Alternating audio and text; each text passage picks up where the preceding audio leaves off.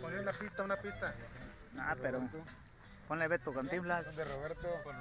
Bolas sí. Las bolas están infladas. Entonces, échate una ¿cómo se llama? Sonora y sus ojos negros. Una de Miguel y Miguel. No, puro Beto este güey. ¿Y luego el segundo qué?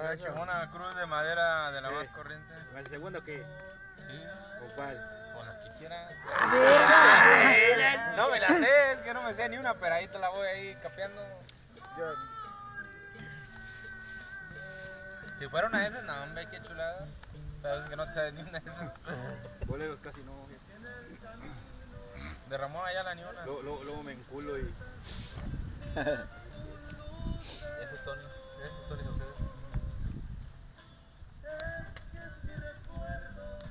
Luego me trago la